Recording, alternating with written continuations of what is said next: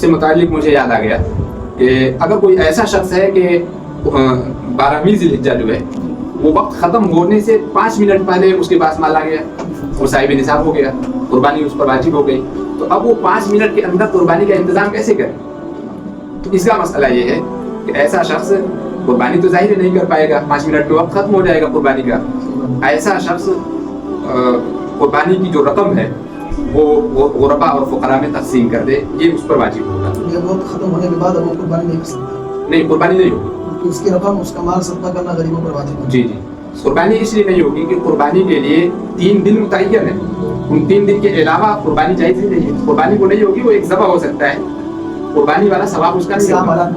ہاں، جیسے عام حالات میں ذبح کرتے ہیں لوگ، وہ ہو جائے گا. قربانی تو بہرحال نہیں ہوگی، لیکن چونکہ واجب ہو گئی تھی تو قربانی کی رقم اس کو صدقہ کرنا ہوگا. السلام علیکم ورحمۃ اللہ وبرکاتہ. یہ جو مہینہ چل رہا ہے یہ اسلامی مہینوں میں آخری مہینہ ہے، جسے ذی الحجہ کے نام سے جانا جاتا ہے، اور اس مہینے کی اہمیت اسلامی اعتبار سے بہت زیادہ بڑھی ہوئی ہے. قرآن و حدیث سے ہمیں اس مہینے کی حرمت اور اس کے احترام کا پتہ چلتا ہے. چنانچہ قرآن کریم کے اندر جن 4 مہینوں کی حرمت بیان کیا گیا ہے، ان 4 مہینوں میں سے ایک مہینہ وہ ذی الحجہ کا مہینہ ہے. اور اس مہینے کی اہمیت اور اس کی فضیلت اور اس کا مرتبہ اور مقام اس اعتبار سے بھی بڑھا ہوا ہے کہ اسلامی مہینوں میں آخری مہینہ ہے. اس کے بعد جو مہینہ آنے والا ہے وہ پہلا مہینہ ہونے والا ہے، یعنی محرم کا مہینہ اسلامی اعتبار سے وہ پہلا مہینہ ہے، اور یہ ذی الحجہ کا مہینہ یہ آخری مہینہ ہے. اور حدیث کے اندر حضور پاک صلی اللہ علیہ وسلم نے اس مہینے کی اہمیت اور فضیلت بیان کرتے ہوئے ارشاد فرمایا. آپ علیہ الصلوۃ والسلام نے فرمایا کہ کوئی بھی عمل جو انسان اور ایمان والا، خصوصاً ایمان والا کوئی بھی عمل کرتا ہے کسی بھی دن میں، تو اللہ تبارک و تعالیٰ کے ہاں وہ عمل اتنا محبوب اور پسندیدہ نہیں ہے جتنا عمل محبوب اور پسندیدہ اس مہینے کے اندر ہے. ان 10 یہ جو عشر ذی الحجہ ہیں، ان شروع کے 9 دنوں میں جو عمل کیا جاتا ہے اور جو کام کیا جاتا ہے، جو عبادت کی جاتی ہے، وہ اللہ تبارک و تعالیٰ کے انتہائی فضیلت اور اہمیت کی حامل ہوتی ہے. تو لہذا اسی فضیلت اور اہمیت کے پیش نظر ہر مسلمان کو، ہر صاحب ایمان کو چاہیے کہ وہ اس مہینے کی اور اس عشرے کی قدر کرتے ہوئے اور اس کی اہمیت اور فضیلت کو سمجھتے ہوئے اس مہینے میں، اس عشرے میں روزہ رکھنے کا اہتمام کرے. اور الحمدللہ بہت سے لوگوں نے روزہ رکھنے کا اہتمام کیا ہوگا، چونکہ حضور پاک علیہ الصلوۃ والسلام نے فرمایا کہ جو شخص اس عشرے کے شروع دنوں میں یعنی 9 دنوں میں روزہ رکھنے کا اہتمام کرتا ہے تو اللہ تبارک و تعالیٰ اس کو ہر روزے کے بدلے 1 سال روزہ رکھنے کا اجر اور ثواب عطا فرماتے ہیں. اور خصوصاً حضور پاک صلی اللہ علیہ وسلم نے عرفات کے دن کے روزے کے تعلق سے یہ بات ارشاد فرمائی کہ جو شخص عرفہ کے دن روزہ رکھتا ہے تو آپ علیہ الصلوۃ والسلام نے فرمایا احتسب صیام یوم عرفہ احتسب علی اللہ ان یکفر السنۃ التي قبلہ والسنۃ التي بعدہ. آپ علیہ الصلوۃ والسلام نے ارشاد فرمایا کہ جو شخص عرفہ کے دن روزہ رکھتا ہے تو اللہ تبارک و تعالیٰ اس روزے کی برکت سے 1 سال پہلے اور 1 سال بعد کے گناہوں کو معاف فرما دیتے ہیں. بہرحال آج وہی عرفہ کا دن ہے اور ہمیں یہ امید ہے کہ الحمدللہ ہمارے بہت سے مسلمان بھائیوں نے روزہ رکھا ہوگا. اور اب آئندہ کل جو دن آنے والا ہے وہ یوم النحر یعنی 10 ذی الحجہ، جس کو ہم لوگ قربانی سے یاد کرتے ہیں، جو قربانی کا دن ہے، جس کو ہم لوگ دوسری زبان میں بقرعید بھی کہہ سکتے ہیں، دوسرے الفاظ میں. تو کل بقرعید ہے، تو اس تعلق سے بہت سی باتیں اور بہت سے مسائل لوگوں کے سوالات کی شکل میں ہم تک پہنچتے رہتے ہیں. یعنی لوگوں کے ذہن میں اس تعلق سے، قربانی کے تعلق سے کہ جانور کو کس طرح ذبح کیا جائے اور اس کے کیا مسائل ہیں، ان چیزوں کے تعلق سے لوگوں کے سوالات آتے رہتے ہیں. تو انہی چیزوں کے پیش نظر ہم لوگوں نے سوچا کہ ان سوالات کو ہم لوگ جو ہے ایک پوڈ کاسٹ کی شکل میں اور سوال جواب کی شکل میں آپ حضرات کے سامنے رکھ دیں، تاکہ جو لوگ اس سے ناواقف ہیں، جو لوگ اس سے نابلد ہیں، وہ بھی اس سے بخوبی واقف ہو جائیں. تو بہرحال اسی تناظر میں ہم لوگوں نے یہ سلسلہ شروع کیا ہے، اور ہمارے سامنے جو آپ کو دکھ رہے ہیں، جو شخصیت دکھ رہی ہے، یہ کسی تعارف کے محتاج نہیں ہے. ان کے نام سے آپ حضرات بخوبی واقف ہوں گے. یہ حضرت مولانا رستم صاحب ندوی ہیں. ماشاءاللہ یہ بڑی صلاحیت اور لیاقت کے مالک ہیں. اللہ تبارک و تعالیٰ نے انہیں درسی اور تقریری صلاحیت ہر اعتبار سے ان کو اللہ تبارک و تعالیٰ نے نوازا ہے. ان کے اندر عاجزی بھی ہے، انکساری بھی ہے، ساری چیزیں ان کے اندر ہیں. بہرحال تو میں حضرت سے بھی چاہتا ہوں کہ حضرت آپ بھی کچھ اس تعلق سے کچھ بیان کر دیں. جی السلام علیکم ورحمۃ اللہ وبرکاتہ. سب سے پہلے تو میں اپنے تمام سامعین اور ناظرین کو پیشگی عید الاضحیٰ کی مبارکباد پیش کرتا ہوں، اور علماء کیمور یوٹیوب چینل سے جتنے حضرات جڑے ہیں ان کا میں شکریہ ادا کرتا ہوں کہ وہ اس چینل سے جڑتے ہیں اور اس پر کہی گئی باتوں کو سنتے ہیں اور پھر دوبارہ رابطہ بھی کرتے ہیں۔ اس پر وہ قابل داد و تحسین ہے۔ آنے والا دن قربانی کا دن ہے، عید الاضحیٰ کا دن ہے، اس لیے مناسب معلوم ہوا کہ سوالات و جوابات پر مشتمل کوئی ویڈیو چینل پر اپلوڈ کر دی جائے، تاکہ جو حضرات فون کے ذریعے یا کسی اور رابطے سے ہم سے سوال کرنے کی کوشش کرتے ہیں لیکن کسی وجہ سے ہم لوگ جواب نہیں دے پاتے ہیں، کبھی موبائل اٹھا پاتے ہیں کبھی نہیں اٹھا پاتے ہیں، تو ان ایسے لوگوں کی آسانی کے لیے یہ ویڈیو اپلوڈ کی جا رہی ہے تاکہ وہ جہاں کہیں بھی رہیں اور جو چیز بھی جاننا چاہیں وہ اس چینل سے سن سکیں اور جان سکیں۔ تو حاضرین، جیسا کہ آپ حضرات نے حضرت مولانا رستم صاحب کی گفتگو سنی، واقعی آپ کو ان کی گفتگو، ان کی باتیں اچھی لگی ہوئی ہیں، اور الحمدللہ اللہ تبارک و تعالیٰ نے انہیں بولنے کی صلاحیت سے نوازا ہے۔ ان کی زبان انتہائی فصیح اور بلیغ ہے، اور یہ اپنی بات کو عوام تک بخوبی پہنچاتے ہیں، یعنی جس طرح اپنی بات پہنچانی چاہیے تاکہ لوگوں کے فہم اور سمجھ تک وہ بات پہنچ جائے، تو یہ خوبی اللہ تبارک و تعالیٰ نے انہیں نواز رکھا ہے۔ بہرحال اب مزید بات کو طول نہ دیتے ہوئے اب ہم لوگ اصل مقصد کی طرف رجوع کرتے ہیں۔ تو حضرت، قربانی کے تعلق سے بہت لوگ یہ پوچھتے ہیں کہ قربانی کس پر واجب ہوتی ہے، یعنی آدمی کے پاس کتنا مال ہو، کتنا پیسہ ہو تو اس پر قربانی واجب ہو جاتی ہے، کیا وہی جو نصاب زکوٰۃ والا ہے وہی نصاب قربانی کے تعلق سے بھی ہے یا اس سے کچھ ہٹ کر ہے؟ اس تعلق سے ذرا آپ روشنی۔ جی، اس میں قربانی کب واجب ہوتی ہے، اس میں دو سوال پنہا ہوتا ہے۔ ایک سوال تو یہ ہوتا ہے کہ قربانی کس پر واجب ہے، اور دوسرا سوال یہ ہوتا ہے کہ قربانی کب واجب ہے۔ تو میں سامعین اور ناظرین کے لیے مناسب سمجھتا ہوں کہ دونوں سوالوں کے جوابات عرض کر دوں۔ تو پہلے یہ ہے کہ قربانی کس پر واجب ہوتی ہے، تو قربانی واجب ہونے کے لیے ضروری ہے کہ قربانی مسلمان پر واجب ہوتی ہے، مسلمان پر واجب ہوتی ہے، کسی غیر مسلم پر قربانی واجب نہیں ہے۔ اسی طریقے سے قربانی عاقل و بالغ پر واجب ہوتی ہے، کوئی دیوانہ ہے، مجنون ہے، عقل نہیں ہے اس کے اندر، تو ایسے شخص پر قربانی واجب نہیں ہوگی۔ یعنی اگر کوئی لڑکا ہے ابھی وہ نابالغ ہے لیکن اس کے پاس مال بہت زیادہ ہے، صاحب نصاب تک اس کا مال پہنچا ہے، جی، قربانی واجب نہیں ہے۔ بچے پر فی نفسی قربانی، میں اس کو بھی ابھی بیان کرنے والا تھا کہ بالغ ہونا بھی ضروری ہے، نابالغ بچے پر قربانی واجب نہیں ہوتی ہے۔ ہاں، نابالغ بچے کی ملکیت میں اتنا مال ہے جو نصاب کو پہنچ رہا ہو، تو اس نابالغ بچے کا جو ولی ہے، جو ذمہ دار ہے، گارجین ہے، اس پر یہ ضروری ہوگا کہ اس بچے کے مال سے قربانی کرے۔ فی نفسی اس بچے پر قربانی واجب نہیں ہوگی۔ تو قربانی واجب ہوتی ہے مسلمان ہو، عاقل ہو، بالغ ہو۔ یہ تو ہو گیا کہ قربانی کس پر واجب ہوتی ہے۔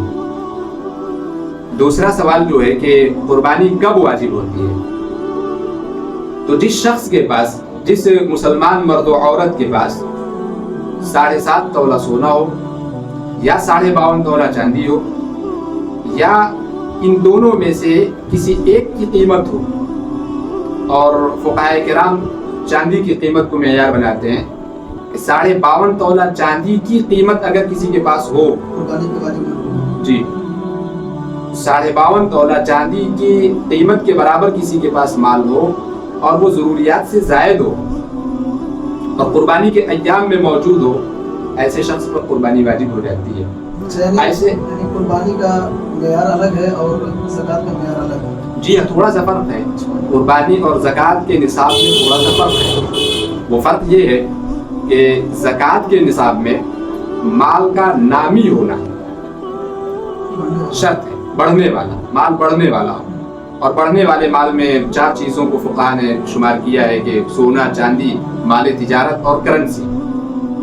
لیکن قربانی میں مال نامی ہونا ضروری نہیں ہے. جیسے ہیرے جواہرات بھی اگر کسی کے پاس ہیں وہ مال نامی نہیں ہے، لیکن اگر وہ قربانی کے ایام میں کسی کے پاس ہیں اور ان کی قیمت 52.5 تولہ چاندی کے برابر پہنچتی ہے تو ایسے شخص پر بھی قربانی واجب ہو جائے گی. جی بنیادی فرق ہے. دوسرا فرق جو ہے قربانی اور زکوٰۃ کے نصاب میں وہ یہ ہے کہ زکوٰۃ کے نصاب میں مال پر سال گزرنا شرط ہے، جس کو فقہاء حولان حول کہتے ہیں. 1 سال کا گزرنا شرط ہے. لیکن قربانی کے نصاب میں مال پر پورے سال کا گزرنا شرط نہیں ہے. صرف قربانی کے ایام میں اگر وہ مال آپ کے پاس ہیں تو آپ کو قربانی واجب ہو جائے گی. یعنی 1 ذی الحجہ سے لے کر اگر 12 ذی الحجہ تک نہیں کے درمیان نہیں 10ویں ذی الحجہ سے لے کر 12ویں 10ویں ذی الحجہ کو 11ویں ذی الحجہ قربانی کے جو 3 دن ہیں جی اگر ان دنوں میں اگر مال اتنا آ جا رہا ہے جی تو قربانی واجب ہو جائے گی.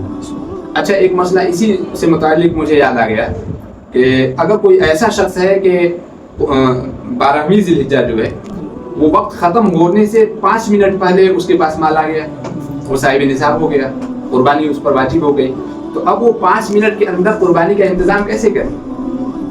اس کا مسئلہ یہ ہے کہ ایسا شخص قربانی تو ظاہر نہیں کر پائے گا، 5 منٹ میں وقت ختم ہو جائے گا قربانی کا. ایسا شخص قربانی کی جو رقم ہے وہ غربا اور فقراء میں تقسیم کر دے، یہ اس پر واجب ہوگا. یہ وقت ختم ہونے کے بعد اب وہ قربانی نہیں کر سکتا، نہیں قربانی نہیں ہوگی. اس کی رقم اس کا مال صدقہ کرنا غریبوں پر واجب ہے. جی قربانی اس لیے نہیں ہوگی کہ قربانی کے لیے 3 دن متعین ہے، ان 3 دن کے علاوہ قربانی جائز ہی نہیں ہے. قربانی وہ نہیں ہوگی، وہ ایک ذبح ہو سکتا ہے، قربانی والا ثواب اس کا نہیں ہوگا. ہاں جیسے عام حالات میں ذبح کرتے ہیں لوگ وہ ہو جائے گا. قربانی تو بہرحال نہیں ہوگی، لیکن چونکہ واجب ہو گئی تھی تو قربانی کی رقم اس کو صدقہ کرنا ہوگا. ایک منٹ چلو. قربانی کے تعلق سے بہت سے لوگ غلط فہمی کے اندر مبتلا رہتے ہیں. وہ غلط فہمی یہ ہے کہ بسا اوقات گھر کے کئی افراد پر قربانی واجب ہوتی ہے، یعنی وہ صاحب نصاب ہوتے ہیں، مگر ان کا ذہن یہ بنا ہوتا ہے اور ان کا گمان یہ ہوتا ہے، ان کی سوچ یہ ہوتی ہے کہ اگر گھر کے کئی افراد پر قربانی واجب ہے، لیکن اگر گھر کا جو اصل سربراہ ہے، جو اصل مالک ہے، اصل ذمہ دار ہے، اگر وہ یہ قربانی کر دے گا اپنی طرف سے تو سب کی طرف سے قربانی کافی ہو جائے گی. یعنی اب ہر ایک کو کرنا ضروری نہیں ہے. آپ نے بھی بارہ دیکھا ہوگا اور سنا ہوگا اس تعلق سے. تو میں اس بارے میں آپ سے جاننا چاہتا ہوں کہ کیا اس کا اصل مسئلہ کیا ہے. ذرا اس تعلق سے آپ مزید وضاحت کر دیں اور اچھی طرح وضاحت کریں تاکہ ہمارے جو سامعین اور ناظرین سننے اور دیکھنے والے ہیں وہ لوگ بھی اس سے بخوبی واقف ہو جائیں. جی اس طرح کے مسائل بلکہ صرف نفس یہی مسئلہ جو آپ پوچھ رہے ہیں، جو سوال پوچھ رہے ہیں، یہ مسئلہ اکثر لوگوں کے ذہن میں یہی بات ہے جو کہ بالکل سراسر غلط ہے. گھر کے اگر کئی افراد پر قربانی واجب ہے تو سب کی طرف سے قربانی ادا کرنی ہوگی. صرف ذمہ دار کی طرف سے قربانی ادا کر دینے سے کافی نہیں ہوگا، سب کی طرف سے قربانی کرنی ہوگی. فقہاء کرام نے یہ مسئلہ بالکل وضاحت کے ساتھ کتابوں میں لکھا ہوا ہے.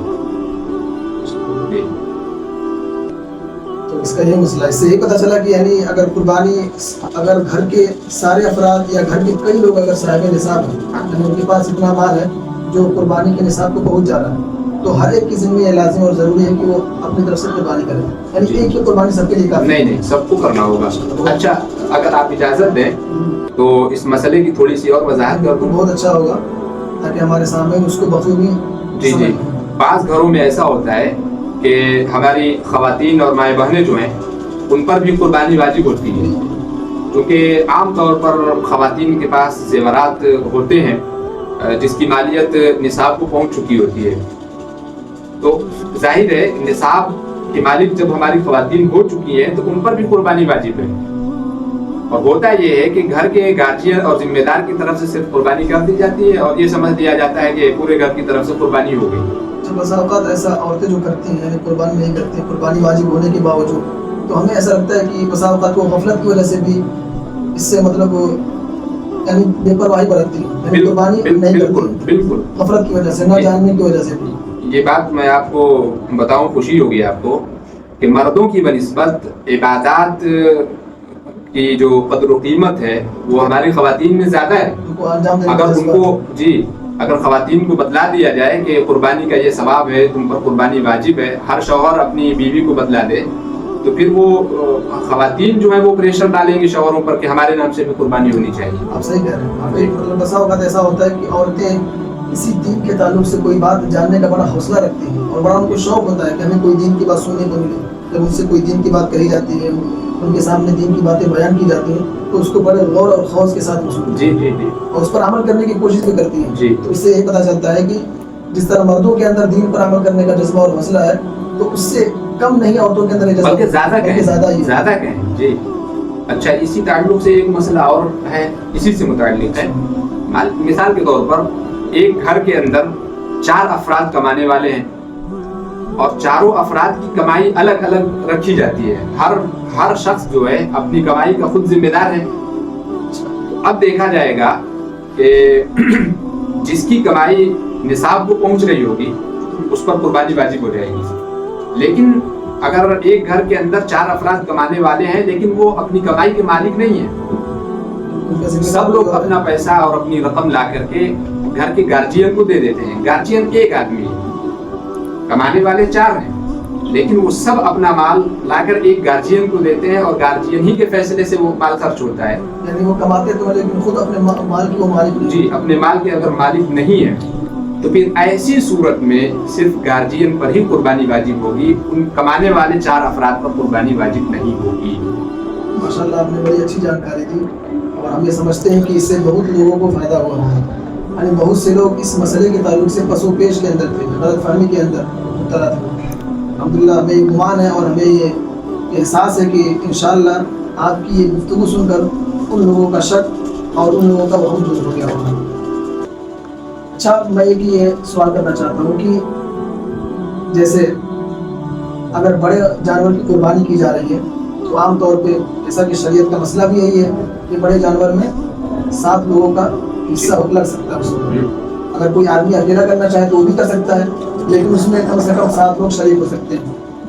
और मसला ये है, जैसा कि लोग पूछते भी रहते हैं, मसला ये कि अगर उन 7 लोगों में, यानी जो 7 लोग उस एक बड़े जानवर की कुर्बानी में हिस्सा ले रहे हैं, अगर उनमें कोई एक ऐसा फर्द भी है जो अकीकी के नाम से हिस्सा ले रहा है, यानी वो कुर्बानी की नीयत से उसमें शरीक नहीं हो रहा है बल्कि अकीकी की नीयत से, तो क्या उसके इस शिरकत की वजह से जो और दीगर अफराद है यानी 6 लोग हैं, तो क्या उनकी कुर्बानी जायज़ हो जाएगी? उनकी कुर्बानी दुरुस्त होगी? बिल्कुल जायज़ है, बिल्कुल जायज़ है। अच्छा जी, और इसकी वजह ये है कि कुर्बानी का मकसद भी अल्लाह की रज़ा है, अकीक़े का मकसद भी अल्लाह की रज़ा है, तो मकसद में दोनों सेम पेज पर है, इसलिए बराबर है। अल्लाह की रजामंदी है दोनों में, अकीक़े में भी कोई हर्ज नहीं, कोई कमी नहीं आएगी, बिल्कुल जायज़ है।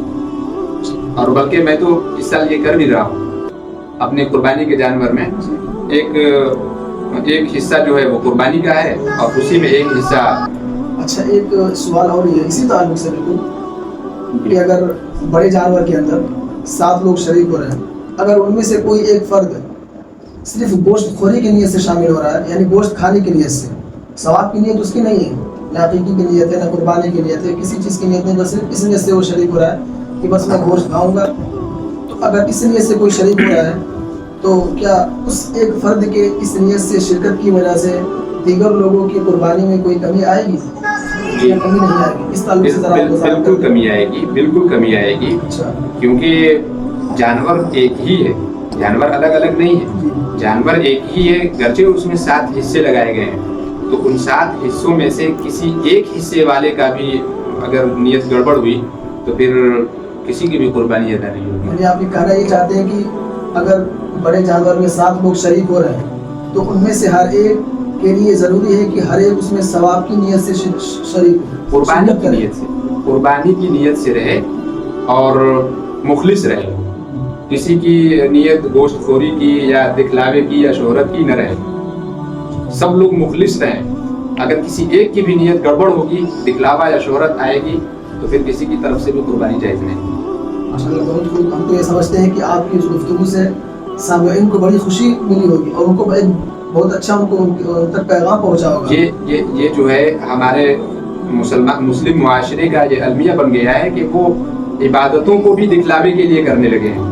अभी एक साहब का मसला सुनने में आया, बड़ा अफसोस हुआ सुनकर, जब उनसे कहा गया कि भाई आप कुर्बानी कीजिए, कुर्बानी आपके ज़िम्मे वाजिब है, तो उन्होंने बरजस्ता कहा कि क्या मैं कुर्बानी करूं, मेरे घर कोई गोश्त खाता ही नहीं है। अब तसव्वुर कीजिए कि उन्होंने कुर्बानी को गोश्त खोरी तक पहुंचा दिया कि हमें कुर्बानी का जो मकसद होता है, लोग कुर्बानी करते हैं वो गोश्त खाने के लिए करते हैं। ये बहुत अहम सवाल आपने कर दिया है, सामीन इसको अच्छे से सुन लें कि गोश्त खाने वाला कोई हो या ना हो आपके घर, आपके जिम्मे अगर कुर्बानी वाजिब है तो वो करनी ही होगी, गोश्त तकसीम कर दें। इसी वजह से शरीयत का मसला भी है कि अगरचे ये अमल वाजिब नहीं है, लेकिन मुस्तहब अमल ये है कि आदमी कुर्बानी के गोश्त को 3 हिस्सों में तकसीम करे। एक हिस्सा खुद अपने पास रखे, एक हिस्सा गरीब गुरबा में तकसीम कर दे, और एक हिस्सा जो उसके पड़ोसी हैं आसपास के उनमें तकसीम कर दे। यही वजह है। अच्छा, इसी ताल्लुक से, इसी तनाजुर में मैं आपसे एक और सवाल करना चाहता हूँ, जिसके सिलसिले में लोग कसों पेश का शिकार रहते हैं और लोग गलत फहमी के अंदर मुब्तला रहते हैं कि अगर बड़े जानवर की कुर्बानी की जा रही है और उसमें लोग शरीक होते हैं, जाहिर सी बात है कि बड़े जानवर के साथ लोग शरीक हो सकते हैं, उससे ज़्यादा नहीं, उससे कम तो हो सकते हैं लेकिन उससे ज़्यादा नहीं हो सकते। तो अगर कुर्बानी हो गई, अब गोश्त की तकसीम की बारी आई कि गोश्त को तकसीम किया जाए, तो क्या उन 7 अफराद के दरमियान गोश्त को वज़न करके तकसीम करना लाजिम और ज़रूरी है, या अंदाजे से भी तकसीम किया जा सकता है जैसा कि आमतौर पे देखने में आता है? तो इस ताल्लुक से मसला क्या है और इसकी असल हकीकत क्या है? और तो आपसे मैं गुजारिश करता हूँ कि आप इसकी अच्छी तरह वजाहत कर दें ताकि जो लोग इस मसले से नावाकिफ़ हैं, नाबलद हैं, वो इससे वाकिफ़ हो जाएं और वो लोग इस गलती से और इस गलत फहमी से बाहर निकल जाएं।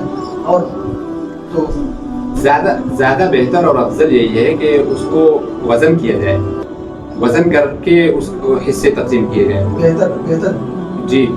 और अगर अंदाजे से भी लोग कर लेते हैं और सब लोग राज़ी हैं उस पर, किसी के दिल में कोई शक व शुबा नहीं है, सब लोग मुतमईन हैं कि नहीं ठीक है, कोई मसला नहीं है जी, वो अंदाज़ा वाला भी सही है, दुरुस्त है, लेकिन इसमें ज़्यादा बेहतर ये है कि गोश्त को वज़न करके तकसीम किया जाए। मिसाल, मैं इसकी मिसाल दूंगा, हो सकता है आप पर कुछ ये बात गुजर रही हो। इसकी मिसाल ये है कि हुज़ूर सल्लल्लाहु अलैहि वसल्लम के ज़माने में भाई कैसे गोश्त तकसीम होता था। हर आदमी गोश्त को वजन करता हो ये तो साबित नहीं है, अंदाजे से भी किया जा सकता है, अगर सब लोग राजी हो तब ये शर्त है जरूर। बिल्कुल, ये सुना है, पढ़ा है, मेरा जहाँ तक इल्म है और मुझको जहाँ तक इसकी जानकारी है वो ये इस मसला ये है कि गोश्त को वज़न करके तकसीम किया जाएगा, और अगर अंदाजे से तकसीम करना है गोश्त को, अगर गोश्त को अंदाजे से तकसीम किया जा रहा है तो उसमें ज़रूरी है कि वो पाया और जो सिरा होता है वो हर एक में रख दिया जाए। जी जी, ये सब चीज़ें हैं जी, हैं ये सब चीज़ें हैं, लेकिन बहरहाल इस ज़माने में लोगों की वो नीयतें भी नहीं हैं, वो खुलूस भी नहीं है, इसलिए कह सकते हैं कि ज़रूरी है कि वज़न के ज़रिए से उसको तकसीम किया जाए। मतलब हालात के तनाजुर में और किताबों की रोशनी में ये बात मालूम होती है कि गोश्त को वज़न करके जी जी। तो मैं तो समझता हूँ कि माशाल्लाह नाज़रीन और सामीईन इस मसले को सुनकर उनको बहुत खुशी हुई होगी, क्योंकि बहुत से लोग गलतफहमी के अंदर मुब्तला थे।